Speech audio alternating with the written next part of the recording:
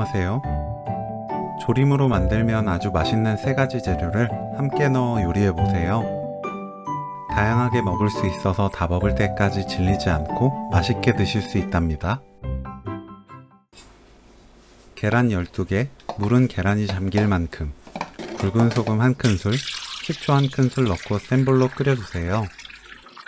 계란이 냉장고에 있었다면 미리 실온에 꺼내 두었다가 미지근할 때 삶으면 깨지지 않게 삶은 계란을 만들 수 있어요. 물이 뜨거워질 때까지 계란을 굴려주세요.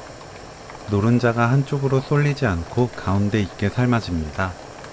물이 끓기 시작하면 그때부터 10분 더 삶아주세요.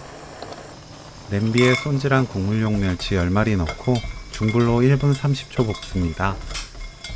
물 500ml, 다시마 손바닥 크기 한 조각 넣고 뚜껑 닫아 센 불로 끓여주세요. 끓으면 약불로 낮추고 그때부터 8분 더 끓입니다.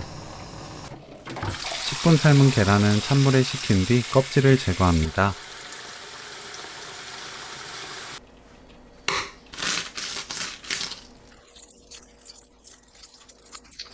껍질 깐 계란은 물에 한 번 더 씻어 사용하세요.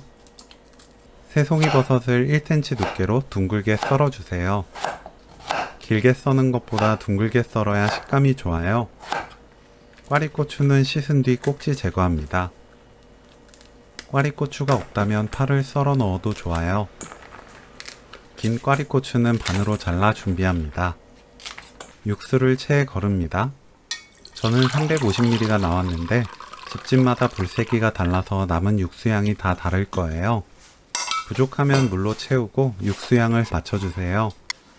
고운 고춧가루 1큰술, 설탕 반큰술, 진간장 2큰술, 미림 2큰술, 물엿 2큰술, 고추장 듬뿍 1큰술, 육수 350ml 넣고 섞어주세요. 센 불로 끓입니다. 끓으면 계란 넣어주세요. 가끔 저으면서 센 불로 5분 끓입니다.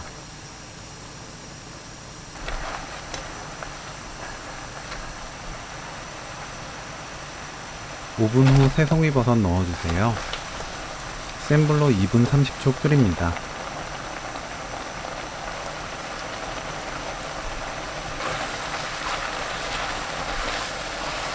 꽈리고추 넣고 골고루 섞으면서 1분 끓인 뒤 불 끄면 오늘 요리 끝! 계란은 으깨서 양념과 섞어 먹어도 아주 맛있어요.